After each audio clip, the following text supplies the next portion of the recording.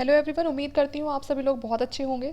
इससे पहले ऑलरेडी हम काफ़ी सारे हिस्ट्री के लेक्चर्स कंप्लीट कर चुके हैं। अगर आपने नहीं देखे हैं तो आप हमारे चैनल को विजिट करके वहाँ आपको प्लेलिस्ट मिल जाएगी और वहाँ से आप सभी लेक्चर्स को देख सकते हैं। सारे ही लेक्चर आप सबके लिए बहुत इंपॉर्टेंट है। हम लेक्चर्स को कवर करने के साथ साथ जो इंपॉर्टेंट पर्सनैलिटीज़ थी उनकी बायोग्राफी को भी अच्छे से रिप्रेजेंट करने की कोशिश कर रहे हैं।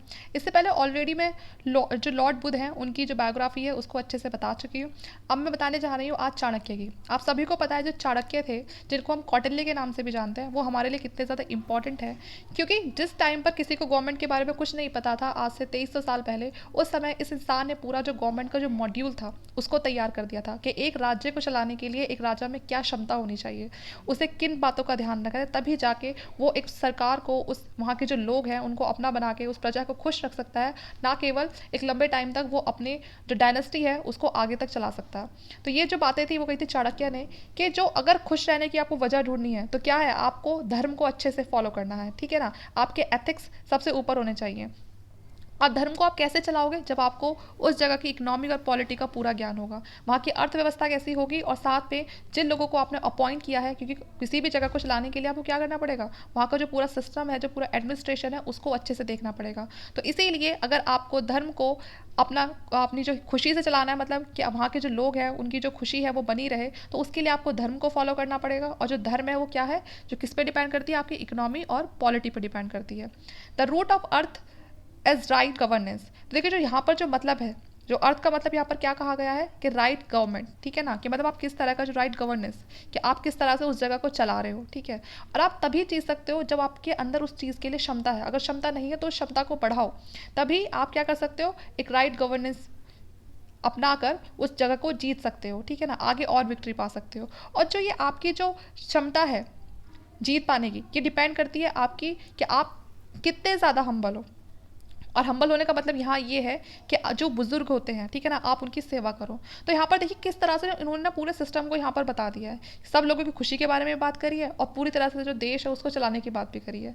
तो ये बातें ऐसी है कि अगर इंसान अपने जीवन में उतार लेगा तो ना केवल जो इंसान राजा बनना चाहता है या आगे चल के कोई मिनिस्टर बनना चाहता है, बल्कि उसके साथ साथ जो कॉमन इंसान है ना, जो कॉमन पीपल है, अगर वो भी इन चीज़ों को अपना लेते हैं तो देश तो वैसे तो सुधर जाएगा, ठीक है। तो यहाँ ये पूरा का पूरा चाणक्य के बारे में था।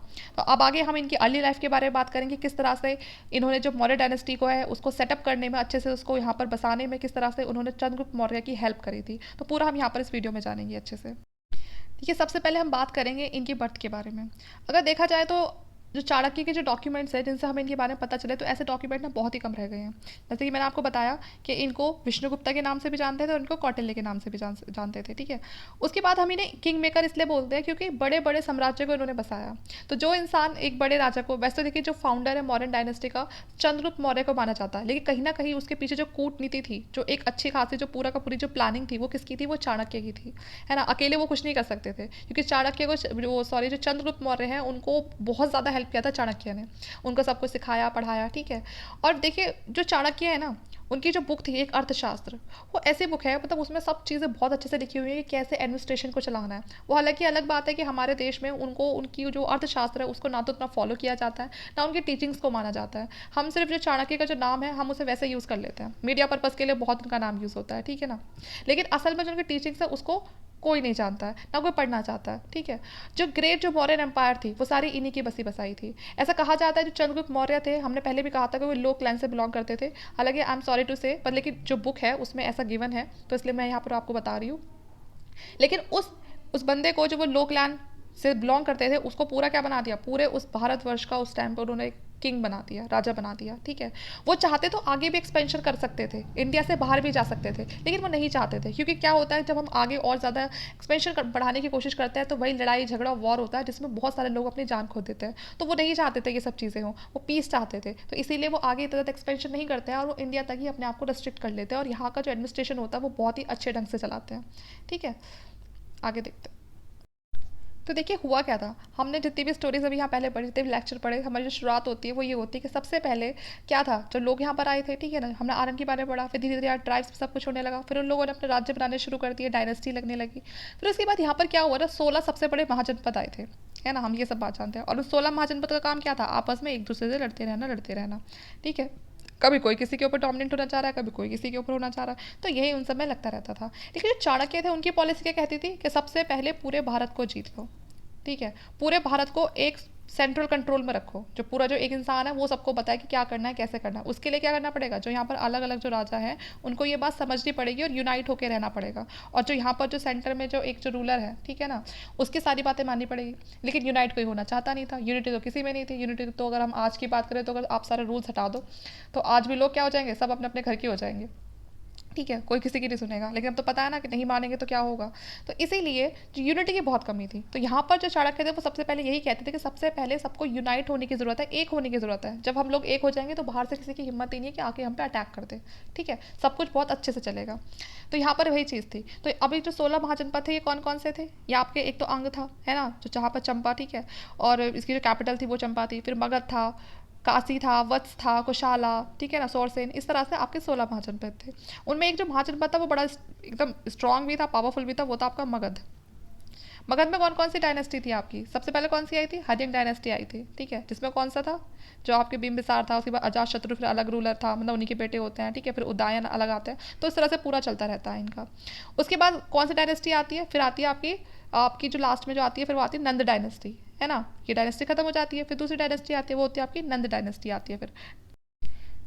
अब फिर आती है नंदा डायनेस्टी। तो देखिए नंदा डायनेस्टी के बारे में कहा क्या जाता है कि ये रॉबर्स थे, और जो इनकी जो ये जो जिस तरह से ये रूल करते थे उस समय, उससे लोगों को बड़ी दिक्कत होती थी, बड़ी प्रॉब्लम फेस करनी पड़ती थी, ठीक है ना, तो मतलब काफ़ी परेशान थे लोग इनके टाइम पे। तो यही बात जो चाणक्य थे उनको ना ये बात पसंद नहीं थी, उनको उनको तो यही था कि अगर आपको किसी राज्य को अच्छे से चलाना है तो आपको सबके बारे में सोचना है, ठीक है ना, सबकी खुशी के बारे में सोचना है। तो यहाँ पर वो चीज़ हो ही नहीं रही थी। तो यहाँ पर ना जो चाणक्य थे वो उस चीज़ से बिल्कुल खुश नहीं थे, और इसी वजह से कहीं ना कहीं जो इनका एक तरह से हम बोल सकते हैं इनकी लड़ाई हो जाती है, इनका मूड ऑफ हो जाता है उनकी इस तरह से की जो पॉलिसी को देख के, उनकी इस तरह के नेचर को देख के। अब यहीं से बात शुरू होती है किस तरह से फिर वो नंदा डायनेस्टी को हटाते हैं और मौर्य डायनेस्टी को तो वो लेकर आए, ठीक है। तो अब देखते हैं उनकी अर्ली लाइफ के बारे में, चाणक्य की अर्ली लाइफ के बारे में। तो देखिए तो वहाँ पर जो चाणक्य के जो अपने खुद के जो ओरिजिनल डॉक्यूमेंट्स हैं वो इतने ज़्यादा नहीं है उन पर लिखे हुए, लेकिन अगर हम बात करें कि उनके बारे में जहाँ से हमें जानने के लिए मिलता है तो वो हमारे पास दो तरह के टेक्स्ट है, एक बौद्ध धर्म वाला है और एक हमारा जैन धर्म वाला टेक्स्ट है। तो जो बुद्धिज्म और जो जैनिस्ट टेक्स्ट है उससे हमें पता चलता है कि जो चाणक्य है उनका जन्म वो बताते हैं कि जैन में हुआ था, ठीक है, और जिस वजह से जो जैन अकाउंट से हमें पता चलता है कि इनका जो बचपन का नाम था वो क्या था, चनिन या चनेश्वरी था, ठीक है। ये जैन अकाउंट से हमें पता चलता है जो चाणक्य थे उनका क्या था बचपन का नाम, छनेन या छनेश्वरी था। इनका जो बर्थ प्लेस था वो क्या था, चणक्का विलेज गोलिया वैश्या, ठीक है, गोला वैश्या, ठीक है, ये उनका गांव का नाम था। Chanakya full set of teeth के साथ पैदा हुए थे, ठीक है, और मॉन्ग के अकॉर्डिंग उन्होंने जब पैदा हुए थे तो उन्होंने कहा था कि ये या तो राजा बनेगा फ्यूचर में, ठीक है, या फिर ये राजा बनाएगा, ठीक है। लेकिन उनके जो फादर थे वो ऐसा नहीं चाहते थे, वो कहते कि बस ऐसे रहे नॉर्मल से ज़्यादा सही है, ठीक है। तो it estimated that Chanakya was born in 350 BC। तो जो चाणक्य का जन्म है वो कब हुआ था, 350 BC में हुआ था। और कहते हैं कि हिस्टोरिकल इन्फॉर्मेशन से पता चलता है कि जो चाणक्य थे ना वो दिखने में कुछ ज़्यादा सही नहीं थे, है ना, और कहते हैं कि यही एक शायद एक रीज़न बना था कि जो नंद डायनेस्टी के जो आखिरी जो रूलर थे जो धनानंद थे उन्होंने इन्हें अपने राज्य से निकाल फेंका था। ये थॉमस ट्रॉटमैन क्या होता है, एक ब्रिटिशर होते हैं, ये इनका काफ़ी बिलीव होता है कि जो जैन वर्जन है ना वो सबसे ज़्यादा ओल्डर है और बिल्कुल क्या है, ये कहते थे कि आपको ना उन्हीं पे बिलीव करना चाहिए, वो ज़्यादा सही है as compare to Buddhist version, ठीक है। तो ये बस इनके बारे में इतना ही था। तो यहाँ से आपने देख लिया उनके बचपन का नाम क्या था, चनिन छनेश्वरी था, ठीक है, और क्या कहा था कि या तो ये खुद राजा बनेंगे या फिर ये राजा बनाएंगे। जन्म इनका वो 350 BC में हुआ था, और ऐसा कहा जाता है कि मतलब जो किसने निकाला था इन्हें, नंद डायनेस्टी में से जो आखिरी जो रूलर थे धनानंद, ठीक है, उन्होंने अपने राज्य से इनको निकाल दिया था। अब देखते हैं नंद क्या ना, अब आखिर बात हुई क्या थी, ठीक है। देखिए जो चाणक्य थे ना उनको क्या कहा जाता था, उनको ब्राह्मण कहा जाता था। तो ब्राह्मण यहाँ पर इसलिए नहीं कि वो कोई पंडित थे या जो भी थे, ठीक है। यहाँ पर देखो जो शुरू में क्या था, जो ब्राह्मण था उसको किसी जाति के आधार पर या बाय बर्थ उसको उस ब्राह्मण कास्ट में नहीं डाला जाता था। उस समय क्या होता था, ब्राह्मण का मतलब ब्रह्मांड, ठीक है ना, जिसको हर तरह का ज्ञान हो। तो जो चाणक्य थे वो बहुत ज़्यादा विद्वान व्यक्ति थे, उनको सारे वेद की नॉलेज थी, मतलब ये मान लीजिए कि बहुत ही बड़े विद्वान थे, उनको सब चीज़ें पता थी, काफ़ी ज़्यादा ज्ञानी थे ये। लेकिन अब यहाँ पर जो बाद में जो वर्ण व्यवस्था है उसने सब चीज़ें खराब कर दी थी। तो यहाँ पर आप उससे रिलेट मत करना कि वो ठीक है तो ब्राह्मण थे तो बस वही वाली कैटेगरी थी उनका, वो ब्राह्मण इसलिए नहीं बने थे क्योंकि वो बाय बर्थ उसमें वो ब्राह्मण कास्ट पैदा हुए थे, बल्कि उन्हें सही में बहुत ज्ञान था। अब होता है क्या है, ऐसा कहा जाता है चाणक्य थे वो तक्षशिला यूनिवर्सिटी में प्रोफेसर थे। तो जब उन्होंने नंद डायनेस्टी को देखा तो बाहर से इन्वेजन तो उस समय होते ही रहते थे, बहुत ज़्यादा इन्वेजन होते रहते थे, अटैक चल रहे थे। तो जब वो नंदा डायनेस्टी को देखते हैं तो वहाँ से ना उनको पता चलता है कि जो उनकी जो ठीक है रूल तो कर रहे हैं उन्होंने, काफ़ी ज़्यादा उन्होंने एरिया ऑक्यूपाई किया हुआ था, लेकिन उनकी जो पॉलिसी थी वो बहुत ज़्यादा क्रूअल थी, ठीक है ना। वो उस चीज़ को देख के जो चाणक्य थे वो बिल्कुल भी खुश नहीं थे। वो चाहते थे कि इस डायनेस्टी को हटा दे या फिर जो डायनेस्टी है ये अपने रूल्स को चेंज करे, ठीक है, थोड़ा सा हम्बल हो लोगों के साथ, लेकिन वैसे नहीं करते हैं। तो वो कहते हैं कि वो ना उनके वहाँ पर जाकर ना उनके थ्रोन पर बैठ जाते हैं, जो वहाँ के लोग होते हैं वो भड़क जाते हैं, वो इनको उठा देते हैं, ठीक है। तो इस वजह से उनको गुस्सा आ जाता है और वो वहाँ से ना उनको भगा देते हैं, जो आखिरी जो रूलर होते हैं नंदा डायनेस्टी के उनको भगा देते हैं। देखिए एक तो स्टोरी हमें ये मिलती है बुक्स, जो टेक्स्ट है उससे हमें एक स्टोरी तो ये पता चलती है। दूसरी स्टोरी ये है, ये ना लड़ाई झगड़े की है कि कैसे जो नंद डायनेस्टी थी और जो चाणक्य थे उनके बीच में किस तरह से क्या हुआ, आखिर वो लड़ाई कैसे हुई। तो यहाँ पर ये दो स्टोरीज हैं। अब देखिए कौन सी ज़्यादा रेलिवेंट है हमें नहीं पता, लेकिन हम ये दोनों ही पढ़ेंगे। उसके बाद फिर जो दूसरी है वो ये है कि जो वहाँ पर क्या होता है नंदा डायनेस्टी के कोर्ट में, कि वहाँ पर जितने भी सब ब्राह्मण्स वगैरह होते हैं उनको बुलाया जाता है, ठीक है। एक काफ़ी बड़ी सेरेमनी कराते हैं वो लोग, तो वहाँ पर उन सेरेमनी में सभी ब्राह्मण्स को बुलाया जाता है, तो वहाँ पर चाणक्य भी जाते हैं। तो जो चाणक्य होते हैं वो जब उस सेरेमनी को अटेंड करते हैं, जैसे कहा जाता है कि वो दिखने में उनका काफ़ी ज़्यादा अगली अपीयरेंस होता है, वो दिखने में बिल्कुल अच्छे नहीं होते हैं। तो जब किंग क्या ऑर्डर करते हैं कि इसको असेंबली से बाहर फेंक दो, चाणक्य को असेंबली से बाहर फेंक दो। तो इस वजह से जो चाणक्य होते हैं उनको बहुत ज़्यादा गुस्सा आ जाता है, ठीक है, और वो गुस्से में क्या करते हैं उस जगह को श्राप दे देते हैं कि मैं तुम्हें पूरी तरह से उखाड़ फेंकूंगा। तो एक स्टोरी ये है। अब ये तो बतानिए कौन सी सच है या कौन सी वाली झूठ है, क्योंकि देखिए हिस्ट्री ऐसी है कि हिस्ट्री हमें पढ़नी ही पड़ेगी टेक्स्ट बुक से, क्योंकि हमारे पास और कोई सोर्स ऐसी है नहीं। और हिस्ट्री का ये है कभी भी पलट सकती है, पता चला कोई कल को कोई नई खोज हो गई, कोई कल को कोई नया टेक्स्ट मिल गया, कोई इंस्क्रिप्शन की जो स्क्रिप्ट है वो समझ में आ गई, तो हो सकता है हिस्ट्री तुरंत पलट जाए। लेकिन जब तक नहीं होता है जब तक हमें टेक्स्ट पर ही हमें रहना पड़ेगा, ठीक है। तो यहाँ तक हम इतना देखा। अब हम देखिए बुद्धिस्ट वर्जन की बात करते हैं इसके, ठीक है। तो जो मैंने आपको पहली वाली स्टोरी बताई थी वो किसके अकॉर्डिंग थी, जैन के अकॉर्डिंग थी। जो जैन वर्जन था उसमें कहा गया था कि वो डोनेशन लेने के लिए गए थे वहाँ पर नन डायनेस्टी के पास, और वहाँ पर वो जाके कहाँ बैठ गए थे, जो किंग है उसके थ्रोन पर बैठ गए थे। जो बाकी लोग होते हैं वो उनको और दूसरी सीट पे बोलते हैं बैठने के लिए, लेकिन वो उस पर नहीं बैठते हैं, वो उस वाली सीट पर बैठ जाते हैं किंग वाली पे। तो इसी वजह से जो वहाँ के जो लोग होते हैं ना गुस्सा आ जाता है और वो उनको वहाँ से बाहर निकाल देते हैं। और बुद्धिस्ट के अकॉर्डिंग जो मैंने आपको बताया कि एक बहुत बड़ी सेरेमनी होती है, लेकिन वो उनका जो अपीयरेंस होता है वो अगली होता है, इस वजह से वो क्या ऑर्डर दे देते हैं कि इनको बाहर फेंक दो, ठीक है। और वहीं उनको गुस्सा आ जाता है और वो वहाँ के जो राजा वगैरह होते हैं उनको कर्ज दे के, मतलब उनको श्राप दे आते हैं कि मैं ना तुम्हें पूरी तरह से उखाड़ फेंकूंगा। अब देखिए इनको किंग मेकर क्यों कहा जाता है। अब देखिए अब ये इतनी बड़ी वहाँ पर बात तो कहकर आ गए, अब उस चीज़ के लिए करना भी तो पड़ेगा ना कुछ। तो अब वो किसी ऐसे इंसान की तलाश में निकल गए कि जो उनकी इस काम में हेल्प कर सके। और सर्च करते करते उनको एक ऐसा लड़का दिखाई भी दिया जो चंद्रगुप्त मौर्य थे, जो एक छोटे से ग्रुप को बहुत ही अच्छे से चला रहे थे, ठीक है। कुछ बच्चे थे, वो ग्रुप ऑफ बॉयज़ था वो, तो जहाँ पर वो उनके साथ थे, ठीक है। अब वहीं पर ही जो चाणक्य है उनकी उन पर नज़र पड़ती है और वो समझ जाते हैं कि यही वो लड़का है जो आगे चल के जो आज मेरी जो इंसल्ट हुई है उसके लिए वो बदला लेगा। अब ये क्या शुरू कर देते हैं, अब ये चंद्रगुप्त को ट्रेनिंग देनी शुरू कर देते हैं। ये इनको तक्षशिला यूनिवर्सिटी भी भेजते हैं, वहाँ पर उनकी अच्छे से तैयारी कराते हैं कि एक किंग को किस तरह से होना चाहिए, उसमें क्या क्या क्वालिटीज़ होनी चाहिए, ये सब सारी जो क्वालिटीज़ होती है ये चंद्रगुप्त के अंदर डाल देते हैं, ठीक है। साथ में जो उनका लिटरेरी जो वर्क था वो तो चल ही रहा था। तो देखिए ये ना वहाँ काफ़ी ज़्यादा इंप्रेस हो जाता है चंद्रगुप्त मौर्य से, जब ये उन बॉयज़ को उनके पीछे देखते हैं, क्योंकि चंद्रगुप्त मौर्य भी ऐसे नहीं थे कि उनको कुछ नहीं आता था, वो भी एक एक्स्ट्रा ऑर्डिनरी इंटेलिजेंस थी उनके पास, ठीक है। तो इसी चीज़ को देख के जो चाणक्य थे वो काफ़ी ज़्यादा खुश हो गए थे, और बाद में ये इनको काफ़ी ज़्यादा इनको पाटलिपुत्र अपने साथ लेके आते हैं, तक्षशिला में इनको एजुकेट कराते हैं, और एक इनको एक हम कह सकते हैं ना कि एक ऐसा इंसान बना देते हैं कि जो अब किसी भी मतलब कोई भी राज्य है उसका किंग बनने के लिए पूरी तरह से सक्षम है, ठीक है।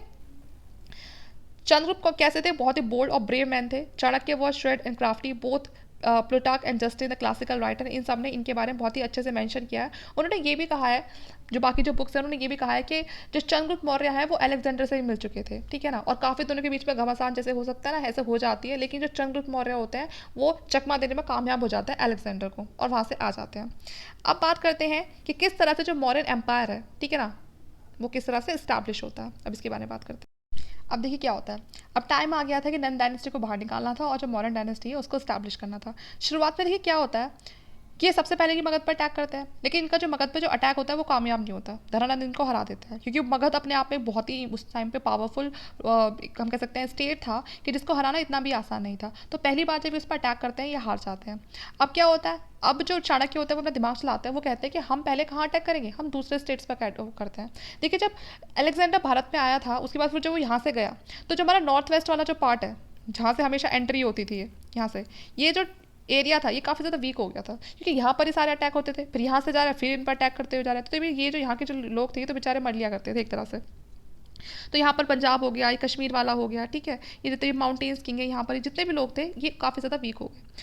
तो चाणक्य ने कहा कि हम यहाँ मगध पे अटैक ना करके हम कहाँ करते हैं, यहाँ पर अटैक करते हैं, इनसे इन पर अटैक करेंगे। और ना चाणक्य की नीति ये भी थी कि जो दुश्मन है उसको अपना दोस्त समझो, कि अब ये बोल रहे थे कि अब टाइम आ गया है कि अगर हम अकेले खुद से जाएंगे तो शायद हम फिर से हार जाएंगे, अब बात करते हैं हम एलाइज बनाते हैं लोगों के साथ, हम फ्रेंडशिप करते हैं उनसे मिलके हम आगे क्या करेंगे, फिर सब मिलके हम जब उस मगध पर अटैक करेंगे तो हम जीत जाएंगे।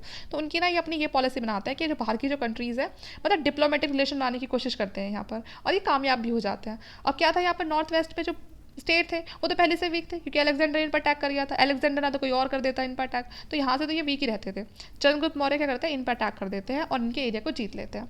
अब चंद्रगुप्त मौर्य क्या करते हैं, इनसे कहते हैं कि ठीक है चलो तुम यहाँ पर रहो, लेकिन ना क्या करो, हमारे साथ ट्रीटी कर लो कि ज़रूरत पड़ने पर तुम हमारी हेल्प करोगे, हमें जैसी भी हेल्प चाहिए तो तुम हमें हेल्प दोगे। तो इस तरह से इनसे ये ट्रीटी कर लेता है। तो ये सारे अब जो किंग थे ये किसके साथ जुड़ गए थे, ये चंद्रगुप्त मौर्य के साथ जुड़ गए थे। आगे चल के जब सबने मिलकर यहाँ पे मगध पर अटैक किया, और वो मगध पर वो अटैक इतना बड़ा था कि पूरी तरह से इन्होंने जो नंदा डायनेस्टी थी उसको बिल्कुल उखाड़ फेंका था, कि बल्कि कोई नाम निशान नहीं छोड़ा। और अब पूरी तरह से जो सोल किंग इंडिया के बन गए थे वो कौन बन गए थे, चंद्रगुप्त मौर्य बन गए थे। क्योंकि पहले से जो लोग थे वो तो पहले से परेशान थे, नन डायनेस्टी की जो बहुत ज़्यादा ऑपरेसिव और डेस्पोटिक जो पॉलिसी थी है ना, लोग पहले से बहुत ज़्यादा परेशान थे उनके मिस रूल की वजह से। तो फाइनली जब जो चाणक्य का जो सपना था वो पूरी तरह से पूरा हो गया, मौर्य डायनेस्टी बच चुकी थी और जो नंदा डायनेस्टी थी वो यहाँ से उन्होंने निकाल फेंकी थी। ठीक है, तो अब चाणक्य जी खुश थे।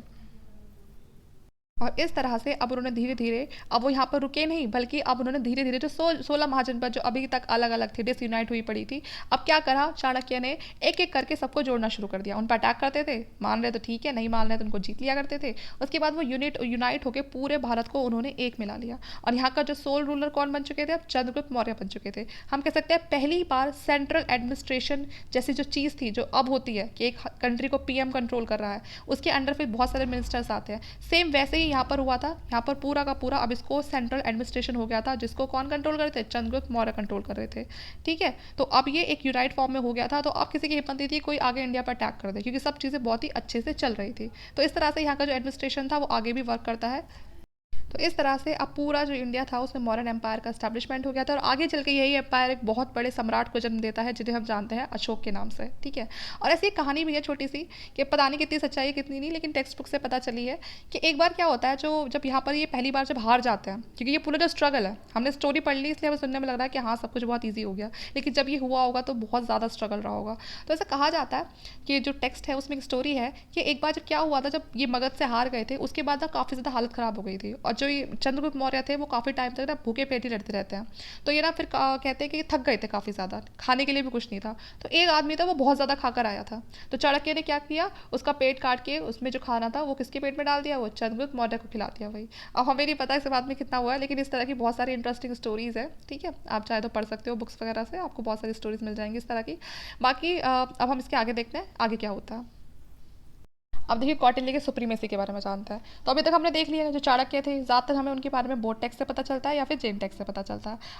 अब जो चाणक्य थे उन्होंने पूरी तरह से चंद्रगुप्त को क्या बना दिया, पाटलिपुत्र का उसको पूरी तरह से कॉन्क्वायर कर लिया था। चंद्रगुप्त के थ्रू पाटलिपुत्र को बिल्कुल अच्छे से कॉन्क्वायर कर लिया था। ठीक है, जो कि नंदा की क्या थी, कैपिटल सिटी थी पाटलिपुत्रा। देखो शुरू में क्या होता है, 2 बार तो उनकी बहुत बुरी वाली हार होती है, और चंद्रगुप्त को और जो चाणक्य को क्या करना पड़ता है, उस बैटल फील्ड को छोड़ के जाना पड़ता है जब तक वो जीते नहीं थे। फिर चाणक्य क्या बोलते हैं चंद्रगुप्त मौर्य से कि ऐसा करो तुम यहाँ से अपना ध्यान हटाओ, और हम ना पहले क्या ध्यान देते हैं, अलायंस बनाने पर ध्यान देते हैं, जैसे कि मैंने आपको बताया भी था। अब वो अलायंस किसके साथ बनाते हैं, जो पर्वतका जो किंग था है ना, पर्वतका, क्योंकि ये माउंटेन किंगडम के रूलर्स थे तो इसलिए इसका नाम ये पर्वतका रखा हुआ है। ठीक है, इनको ये भी नाम था इनका। ठीक है, तो ये क्या करते हैं, इनको ऑफरिंग करते हैं कि हम ना आपको आधा नंदा किंगडम दे देंगे, शुरू में ऐसा बोल देते हैं इनको प्रॉमिस करने के लिए, जिससे कि ना इनसे इनका साथ मिल जाए। अब क्या होता है, जो ये होता है, जो ये माउंटेन किंगडम होता है, ये भी इनका हेल्प करने के लिए तैयार हो जाता है। ठीक है, कि हम आपकी हेल्प करते हैं। अब जो ये तीनों मिलके क्या करते हैं, उस डायनेस्टी को, नंदा डायनेस्टी को पूरी तरह से खत्म कर देते हैं। चाणक्य और जो पर्वतक होता है और जो चंद्रगुप्त मौर्य होता है, तीनों मिलके डायनेस्टी को हटा देते हैं। अब क्या, अब इनको पता था चाणक्य को आगे चल के ये प्रॉब्लम करेगा, जो पर्वतका ये प्रॉब्लम करेगा, क्योंकि उसको तो पहले से प्रॉमिस कर रखा है कि आधा किंगडम आपको देंगे। तो इसीलिए आप ये बड़े चालाकी से ना इसको हटाते हैं। देखिए उस समय ऐसा कहा गया है कि जो पर्वतका थे वो एक कन्या के प्यार में पड़ गए थे, और वो कन्या कोई मामूली कन्या नहीं थी, बल्कि वो विष कन्या थी। और उस समय विष कन्या का बहुत ज़्यादा यूज़ होता था, इसलिए कि जिससे कि जो विष कन्या होती थी उसके अंदर जहर होता था, तो जैसे ये उससे कॉन्टेक्ट बनाने की कोशिश करते थे तो ये ऐसे राजाओं को मार दिया करती थी। ठीक है, तो इसीलिए जब ये इनकी वेडिंग नाइट पर ये पर्वतका होते हैं, ये क्या होते हैं अपनी वेडिंग नाइट वाले दिन ही उस वजह से मर जाते हैं। ठीक है, और अब पूरा का पूरा जो पर्वतका भी जो किंगडम था, अभी तक तो जो पर्वतका थे बड़े खुश हो रहे थे कि नंदा डायनेस्टी भी उन्हें मिलेगी, लेकिन अब वो अपनी जान से भी गए और अपनी डायनेस्टी से भी गए, और वो सब किसको मिल गई, चंद्रगुप्त मौर्य को मिल गई। तो अब चंद्रगुप्त मौर्य इकलौते ऐसे राजा बचे थे पूरे उसके, हम कहेंगे पूरे एकदम सोल किंग बन गए थे वो। ठीक है, इसके बाद जो चाणक्य होता है वो चंद्रगुप्त के साथ मिलकर एक नए एरा की शुरुआत करते हैं। तो देखिए अब उन्होंने इतना ज़्यादा स्ट्रगल लाइफ में कर लिया था ये बैटल करते करते, तो अब उनको पता चल गया था कि एक राज्य को सही तरीके से चलाने के लिए और क्या क्या चीज़ें करनी है। ये सबसे पहले तो उन्होंने पूरा का पूरा सब कुछ कंट्रोल में लिया, और अब ये था कि जो भी कोई थोड़ी बहुत भी आवाज़ उठाएगा उनके सामने या उनकी बात को नहीं मानेगा, तो सबसे पहले तो उसको जड़ से उखाड़ फेंकना है। क्योंकि देखिए वो नंदा डायनेस्टी के टाइम पर वो देख चुके थे चाणक्य कि किस तरह से उनकी ऑपरेसिव पॉलिसीज़ की वजह से जो लोग थे वो कितने ज़्यादा परेशान थे। तो अब कुछ जो मिनिस्टर वगैरह थे वो तो बाद में भी रह गए थे। तो अब क्या था कि वो उस चीज़ को पूरी तरह से ख़त्म करना चाहते थे, क्योंकि अगर वो किसी एक को भी छोड़ देते, क्योंकि देखिए उस समय राजा महाराज में ये सब चीज़ें होती थी, अगर वो किसी एक को भी इस तरह छोड़ देते तो वही चल के आगे उनके लिए एक प्रॉब्लम खड़ी कर देता। तो इसीलिए वो क्या करते हैं, उन सबको जान से मार देते हैं।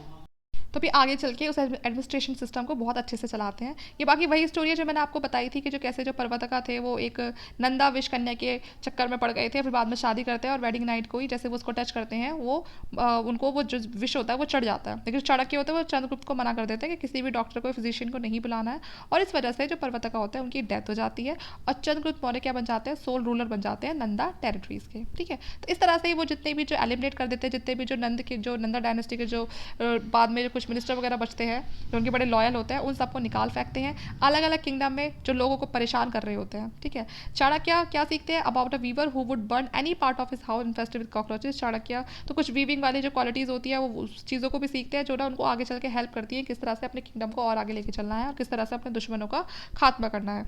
तो आगे फिर स्टोरी आ जाती है कॉन्फ्लिक्ट विद बिंदुसार, इसकी भी अपनी एक अलग कहानी है। तो उससे पहले मैंने आपको जो भी था वो बता दिया। साथ में ये लोग ना काफ़ी ज़्यादा ऐसा नहीं था कि सिर्फ ये इसी पे लगे हुए थे कि हाँ बैटल जीतनी है, जगह जीतनी है, ये सब चीज़ें, बल्कि ये जो जैन मॉन्क होते हैं ना उनसे चंद्रगुप्त मौर्य ने उनको ना बहुत ज़्यादा दान करते थे, उनके लिए बहुत सारे विहार चैत्यासी सब जो रहने की जो जगह थी वो भी बनवाई थी। ठीक है, तो काफ़ी ज़्यादा डोनेशन भी करते थे ये लोग, काफ़ी चैरिटेबल भी थे।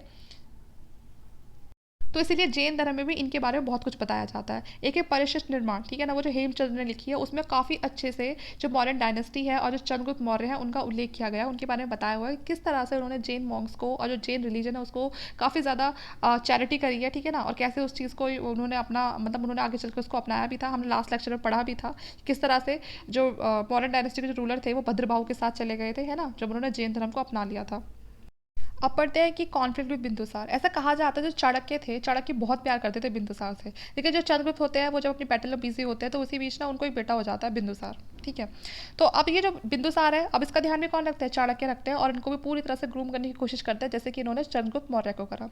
तो देखिए चंद्रगुप्त मौर्य को हर तरफ से खतरा था, हम सब जानते हैं, जिस हिसाब से अब कोई इतनी ज़्यादा बैटल लड़ेगा तो हर तरफ से खतरा रहता है कि कहीं उसे कोई खाने में ला के कुछ ना खिला दे, उस पर कोई अटैक ना कर दे। तो इन सब चीज़ों को बहुत ही स्मार्टली कौन हैंडल करते थे, चाणक्य हैंडल करते थे।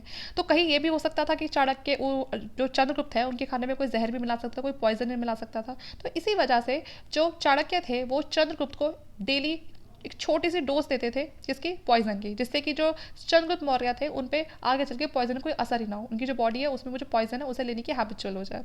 तो अब एक दिन क्या हुआ, उस खाने को खा लिया उनकी जो चंद्रगुप्त की जो वाइफ थी उन्होंने खा लिया, जो दुर्धरा थी, ठीक है, उन्होंने खा लिया। और जैसे उन्होंने उस खाने को खाया तो उन पे तो वो चीज़ टॉलरेट नहीं हुई क्योंकि चंद्रगुप्त को तो उस चीज़ की आदत पड़ चुकी थी, लेकिन उनकी वाइफ का क्या होगी, उनकी वाइफ की वो वहीं ज़्यादा बहुत ज़्यादा तबियत खराब हो गई। उस समय वो प्रेग्नेंट थी, जो बिंदुसार थे, है ना, वो उनके गर्भ में थे, और जो चाणक्य थे उनको ये बात पता थी, और उन्होंने क्या करा कि जल्दी से उनकी जो बैली थी, जो क्वीन की जो बैली थी उसको काट के उस बेबी को बाहर निकाल लिया, लेकिन वो जो क्वीन थी उसको नहीं बचा पाए। ठीक है, और उसके बाद ही फिर उस जो बच्चे का नाम होता है उस बच्चे का नाम बिंदुसार पड़ता है।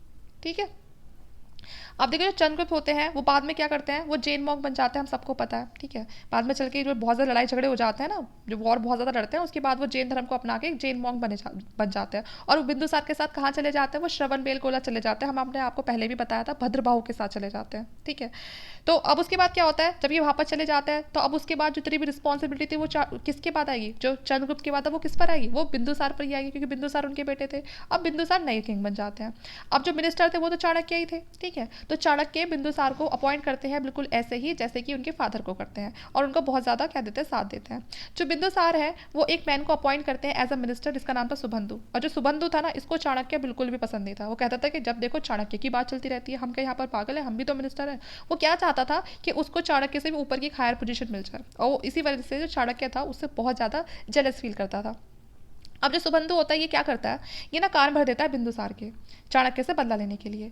और क्या बोल देता है कि जो आपकी जो मदर की डेथ है ना, वो किसकी वजह से हुई है, वो चाणक्य की वजह से हुई है। और उसको ये कहानी सुना देता है। तो वो बात सच होती है कि हाँ, किस तरह से वो उनकी जो मदर होती है उसकी बैली को कट करके उस बेबी को बाहर निकालता है। ठीक है, बिंदुसार पूरी इस बात का जो पीछे का जो रीज़न होता है उसको नहीं समझते, बस सीधा क्या करते हैं, वो इस बात के ऐसे ऐसे जो एलिगेशंस होते हैं ये किस पे लगा देता है, चाणक्य पे लगा देता है। चाणक्य बहुत प्यार करते थे बिंदुसार से, तो उनको उनकी ऐसी जो बातें हैं वो बर्दाश्त नहीं होती, और वो तभी के तभी क्या कर देते हैं, अपने पद से इस्तीफा दे देते हैं, और उस तुरंत उस जगह को छोड़ के कहाँ चले जाते हैं, वो कहीं दूर चले जाते हैं। और फिर बाद में वहीं स्टार्विंग से, मतलब भूखे रहने से क्या हो जाती है, उनकी डेथ हो जाती है। तो इस तरह से जो चाणक्य थे वो नंदा डायनेस्टी से निकल कर, मतलब जो उनकी बाद में फिर डेथ हो जाती है, ठीक है। तो देखिए एक स्टोरी तो वो थी जो मैंने आपको बता दी है ना, उनकी डेथ की स्टोरी, कि वो चले जाते हैं वहाँ से गुस्सा होकर, वो क्योंकि उनको बहुत ज़्यादा इंसल्टिंग फील होता है, तो वो जंगल चले जाते हैं और वहाँ भूख भूख से रहने से उनकी डेथ हो जाती है। अब देखिए दूसरी स्टोरी क्या है, दूसरी स्टोरी ये है कि जो चाणक्य वहाँ से चले तो जाते हैं, लेकिन उसके बाद जो बिंदुसार की जो नर्स होती है, जब जब उनका बर्थ हो रहा होता है, तो उनकी माता के साथ जो उनकी नर्स होती है एक और, वो क्या कहती है, वो बिंदुसार को पूरी असली कहानी सुनाती है कि आपको पूरी सच्चाई तो पता ही नहीं है, कि बल्कि अगर आज चाणक्य जी ना होते तो शायद ना तो आपकी आपकी माता तो बची ही नहीं है, शायद आप भी ना बचते, आप यहाँ तक ना पहुँचते। तो ये सब चीज़ें सुन के जो बिंदुसार है उसको ना बहुत अपनी गलती का एहसास होता है, और वो वापस से चाणक्य के पास जाता है, और सारी मिस्ट्री को समझने के बाद जब उसको पता चलता है, सब कुछ उसके सामने रिवील हो जाता है, तो वो उनसे माफ़ी मांगता है, और उनको बार बार क्या बोलता है, वापस आने के लिए बोलता है। बहुत सारे एफर्ट्स करता है वो, लेकिन जो चाणक्य होते हैं वो वापस आने के लिए क्या कर देते हैं, मना कर देते हैं, ठीक है ना, रिफ्यूज़ कर देते हैं। लेकिन जो अभी जो कौन जो सब कुछ आग लगा रहा था, सुगंधा, ठीक है ना, वो क्या करता है, वो चुपके से जाके जो जहाँ पर चाणक्य रुके होता है उसकी जो आसपास वाली जो जगह होती है वहाँ पर क्या लगा देता है, वहाँ पर आग लगा देता है, ठीक है। और उसी में क्या होता है, जो चाणक्य होता है वो जल के बेचारे मर जाते हैं। बहुत ही सिंपल इंसान होते हैं ये, देखिए इनको मिनिस्टर बना दिया जाता है ना। जो चाणक्य जो पूरे अब भारतवर्ष का साम्राज्य को संभाल रहा था, है ना, उनके मिनिस्टर थे ये, लेकिन फिर भी हम कहते हैं कि ये ना बहुत सिंपल इंसान थे, एक कुटिया में एकदम सिंपल रहने वाले इंसान थे ये, ठीक है, इन्हें कुछ नहीं चाहिए था। तो इस तरह से जो सुबंधु होता है वो कामयाब हो जाता है। अब जो सुबंधु होता है ना, इसकी एक स्टोरी है कि ये ना ये सोचता है कि भाई इतने साल से ये मिनिस्टर है, इसे पक्का ना कुछ सोना चांदी छुपा रखा होगा अपने घर में। ये वहाँ पर जाता है, तो जो उनके घर का जो लॉक होता है चाणक्य के, उसमें 100 चाबियाँ होती हैं। वो एक चाबी जब लॉक खोलता है तो एक ना परफ्यूम सा उनके फेस पे आके लगता है, और उस पर लिखा होता है कि अगर जो इसको सूंघेगा या तो उसको उसकी डेथ हो जाएगी, या फिर उसको पोंक बनना पड़ेगा। तो वो जो सुगंध वो होता है, सुबंधु होता है, वो एक आदमी को पकड़ता है, ठीक है ना, और उसको वो परफ्यूम सुखा देता है उस आदमी की, तो वही डेथ हो जाती है। तो अब जो सुबंधु होता है वो फिर मॉन्क बन जाता है, ठीक है। तो बस यही है कि इसमें ना जो सुबंधु होता है वो मरता नहीं है, ठीक है, वो इस तरह से बस मॉन्क बन जाता है, और यहाँ से उसका इस स्टोरी से एंड हो जाता है। तो इस तरह से एक बहुत बड़े जो थिंकर का था वो एंड हो गया था। अब देखते हैं उनके लिखे अर्थशास्त्र के बारे में। तो जैसे कि जो अर्थशास्त्र थी वो इतनी कमाल की, जो हम कह सकते हैं इतना कमाल का टेक्स्ट है, जिसमें आपको पूरी तरह से बताया हुआ है किस तरह से स्टेट को चलाना है, क्या उसकी इकोनॉमिक पॉलिसी होनी चाहिए, ना केवल उसकी इकोनॉमिक पॉलिसी के लिए बल्कि जो उसकी मिलिट्री स्ट्रेटेजी कैसी होनी चाहिए, क्योंकि अगर किसी जगह की मिलिट्री स्ट्रांग होगी तो अपने आप वो जो एम्पायर है अपने आप स्ट्रांग हो जाएगा। तो ये सब उन्होंने संस्कृत में लिखा था, ठीक है। और चाणक्य मैंने आपको बता दिया, यहाँ पर आपको कौटिल्य भी मिल सकता है इनका दूसरा नाम, और विष्णुगुप्ता भी मिल सकता है, तो आप कंफ्यूज मत होना। देखिए पहले क्या होता है, अंटिल 12th सेंचुरी में व्हेन इट वाज डिसअपियर, तो 12th सेंचुरी में जो ये अर्थशास्त्र थी, जो बुक थी इनकी, ये डिसअपियर हो चुकी थी, गुम गई थी। लेकिन उसके बाद मैसूर के जो प्रोफेसर थे उन्होंने वापस से 1905 में इसको डिस्कवर किया, जिनका नाम क्या था, जो शमशास्त्री था, ठीक है, उन्होंने इसको वापस से अर्थशास्त्र को डिस्कवर किया, ठीक है, और पब्लिश कराया इसको 1909 में। और the first English translation was published in 1915, और पहली बार फिर इसको इंग्लिश में भी ट्रांसलेट किया गया 1915 में। तो इस तरह से जो अर्थशास्त्र है वो लोगों के सामने आई, उनको पता चला कि किस तरह से एक महान थिंकर ने कितने साल पहले ही एक जो गवर्नमेंट का जो मॉड्यूल होता है उस पर वो पहले ही बात कर चुके थे। तो अब वो टाइम आ गया है कि हम उन अर्थशास्त्र की जो पॉलिसी है उनको अपनाएं, ना कि केवल सिर्फ हम बात ही करें उस चीज़ के ऊपर। जो अर्थशास्त्र है उसको ट्रांसलेट किया गया है द साइंस ऑफ पॉलिटिक्स में, क्योंकि ये इसमें ऐसा नहीं था सिर्फ से पॉलिटी के बारे में था। ये तो सुनने में तो लगता है अर्थशास्त्र इकोनॉमी के बारे में होगा, लेकिन इससे पॉलिटी के बारे में, साइंस के बारे में इसने ऐसा कोई टॉपिक नहीं छोड़ा जो एक देश को चलाने के लिए चाहिए जो इस बुक में कवर ना किया गया, जो उनके इस टेक्स्ट में कवर ना किया गया हो। ये जो बुक है इसमें आपको गवर्नमेंट के साथ साथ इसमें आपको law, civil, criminal court system कैसा होना चाहिए, एथिक्स होने चाहिए, इकोनॉमिक्स, मार्केट, ट्रेड, ठीक है, screening minister, diplomacy, theories on war, nature of peace, duty, obligation of king, हर चीज़ के बारे में इन्होंने लिखा। ठीक है, इन्होंने कोई ऐसा पार्ट नहीं छोड़ा जिसके बारे में इन्होंने इस बुक के अंदर ना बताया। इकोनॉमिक, कल्चर, डिटेल, यहाँ तक कि जो एग्रीकल्चर, ठीक है ना, minerals, metals, animal husbandry, medicine, forest, हर चीज़ का उन्होंने पूरा बताया कि आपको हर चीज़ को देखना पड़ेगा अगर आपको कोई इतना बड़ा साम्राज्य चलाना है। क्योंकि देखिए डायनेस्टी तो और भी बहुत है, लेकिन जो मौर्य समाज है, जो मौर्यन डायनेस्टी थी उसके जैसी नहीं है। जिस तरह से इन्होंने जोड़ के रखा वो इसी वजह से पॉसिबल हो पाया, क्योंकि जो चाणक्य थे उनकी जो जो हम कह सकते हैं कूटनीति थी वो बहुत ज़्यादा अच्छी थी। तो इसीलिए क्योंकि इन्होंने हर चीज़ पर ध्यान दिया, इन्होंने सिर्फ ये नहीं कि इनको सिर्फ बैटल जीतनी है, इन्होंने पूरा ध्यान दिया। एक इन्होंने सप्तक थ्योरी दी थी जिसकी वजह से एडमिनिस्ट्रेशन बहुत ही कमाल का चलता है। उसमें जो पहले बात की गई थी वो की गई थी किंग के बारे में, कि जो स्टेट को चलाता है वो कौन चलाता है, किंग चलाता है, लेकिन वो उसे अकेला नहीं चला सकता। ठीक है, उसके लिए उसे दूसरे दूसरे एलिमेंट्स की ज़रूरत पड़ेगी। कौन से वो एलिमेंट्स, रूलर, ठीक है, उसके बाद फिर कौन है, मिनिस्टर। बिना मिनिस्टर के भी कोई रूल चल सकता है, भाई राजा अकेला कितना संभाल लेगा, तो मिनिस्टर होने चाहिए। फिर जहाँ पर वो रूल कर रहा है वो टेरिटरी होनी चाहिए जहाँ पर लोग रह रहे हों। फिर दुर्ग, वहाँ पर अच्छा जो दुर्ग वगैरह जो फोर्ट वगैरह वो बने होने चाहिए, क्योंकि कुछ नहीं पता कहाँ से अटैक हो जाए, तो इसलिए आपको अपनी सुरक्षा के लिए वहाँ पर दुर्ग बनाने होंगे, साथ में उस जगह को फोर्टिफाइड करना होगा जिससे कि बाहर से कोई अटैक ना हो। ठीक है, उसके बाद वहाँ का जो खजाना है वो हमेशा भरा होना चाहिए, वहाँ की आर्मी बहुत अच्छी होनी चाहिए, आपके अलायंस होने चाहिए, ये नहीं आप सबसे दुश्मनी लेके बैठे हो। तो ये जो कुछ फैक्ट्स थे, बस सॉरी, जो ये कुछ पॉइंट्स थे उनकी सप्तंग थ्योरी के, ये बहुत ही ज़्यादा इंपॉर्टेंट हो जाते हैं। ये 7 चीज़ ऐसी है जिसपे चाणक्य ने कहा है कि हमें हमेशा इन चीज़ों को ध्यान, अगर हम आज से कंपेयर करें तो हम इसे आज से कंपेयर कर सकते हैं। इसे हम मॉडर्न मॉड्यूल भी बोल सकते हैं गवर्नमेंट का, क्योंकि देखिए जैसे स्वामी है या रूलर है, तो यहाँ का आप अब रूलर कौन है, अब पीएम है, ठीक है ना।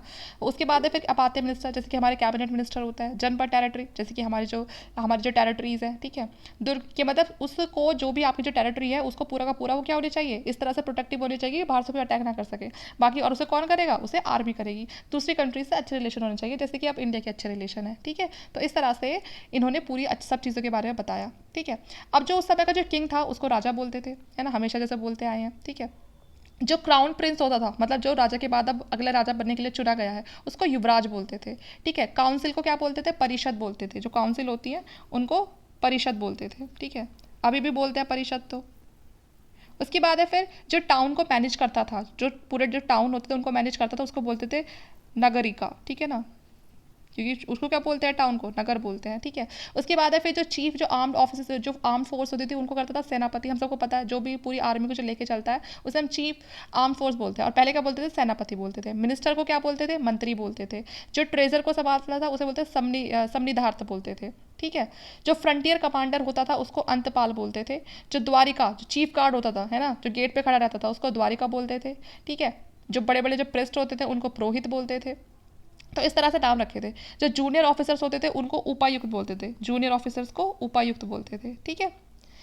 उसके बाद है फिर जो काउंसिल मैंने आपको बता दिया, परिषद बता दिया, ठीक है। और जो सुपरिंटेंडेंट होता था उसको अध्यक्ष बोलते थे, आज भी बोलते हैं। देखो ये कुछ वर्ड ऐसे हैं जो अब तक भी चलते आ रहे हैं, ठीक है। और जो वर्क ऑफिसर होते थे उसको कर्मिका बोलते थे, ठीक है। तो ये जो कुछ पॉइंट्स है ये आपको याद रखने हैं, बाकी कुछ नहीं है, इसमें मैंने आपको सारा पढ़ा दिया है, ठीक है। तो इस तरह से ये पूरा का पूरा जो चाणक्य के बारे में यहाँ पर हमने पूरा टॉपिक अपना अच्छे से कंप्लीट कर लिया है। अगर आपको वीडियो अच्छी लगती है तो प्लीज़ लाइक करना, शेयर करना, और आपको ऐसे ही और अच्छे अच्छे टॉपिक आपको फ्यूचर में सब मिलेंगे। बस आपको क्या करना पड़ेगा, चैनल को सब्सक्राइब करना पड़ेगा। Thank you.